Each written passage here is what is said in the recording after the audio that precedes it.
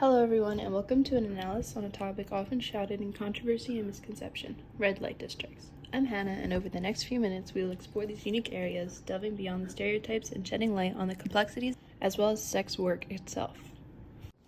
The topic of red light districts and sex work is a very important aspect of the novel Love and Other Consolation Prizes, written by Jamie Ford. The novel follows a boy called Ernest, born in China, who was trafficked to the United States. He was raffled off at a fair and from then on grew up working in a brothel called the Tenderloin. The setting of the novel reflects the real-life red light districts of Seattle in the 1910s. In order to better understand Ernest's story, it is important to gain a better historical, political, and social perspective of what him and his friends were going through at this time. We will start by looking at the historical roots of red light districts. Red light districts are part of a city where there is a concentration of sex-oriented business, such as brothels, strip clubs, and adult theaters. They've been a part of urban landscapes for centuries, often emerging due to both economic and social factors. They got their name from the 19th century when brothel owners used to use red lights to signify their business in a discreet way. In Amsterdam, the famous De Wallen district dates back as early as the 14th century. While sex work has always been present, the acceptance has varied. Here in Amsterdam, it was originally allowed but looked down upon until it was banned in 1578 following the Dutch Revolt. While sex workers moved underground, it remained outlawed until Napoleon came through with his troops and lifted the ban in the 19th century.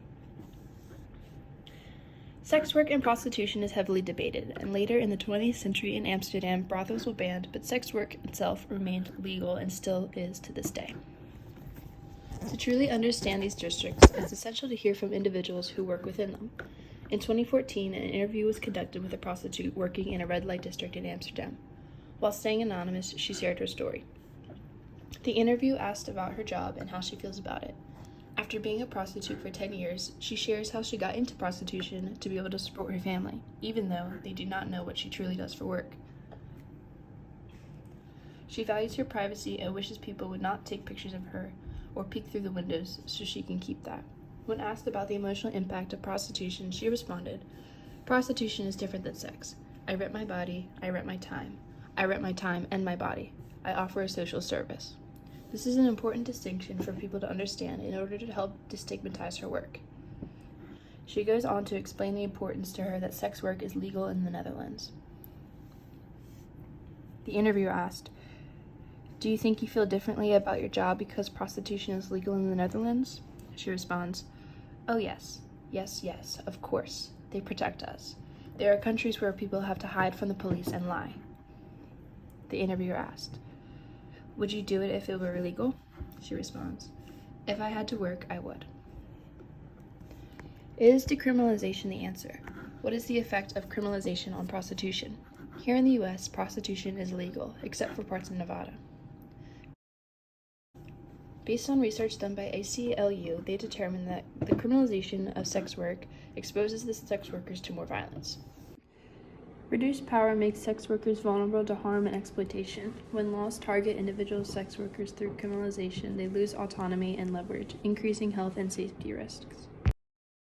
With police presence, workers do not have the proper time to screen clients and negotiate, which is seen to lead to physical violence towards sex workers. Along with this, sex workers are not likely to report any adverse interactions with the police with the fear of being charged.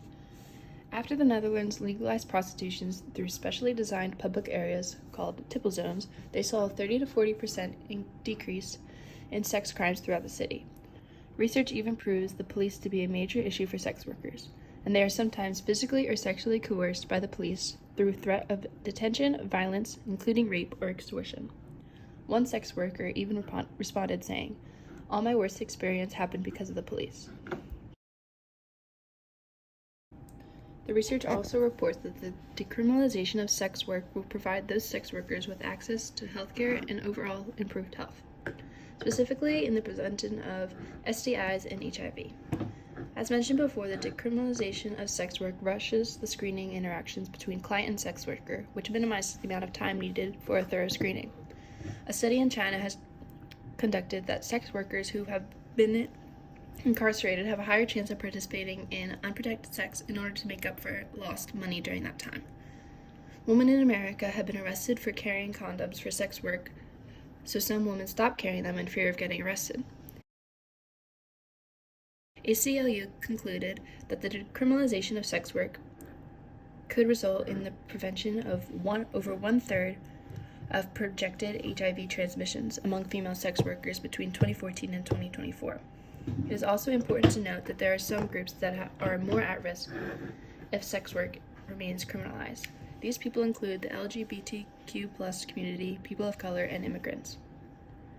Another issue surrounding red light districts is human trafficking, which is noted in Thailand. Sex tourism has been rooted in Thailand's history since World War II and is still prevalent to this day, even though prostitution has been prohibited since 1996. Sex trafficking victims in Thailand are often Thai, but also may come from surrounding countries such as Myanmar, Cambodia, and Laos.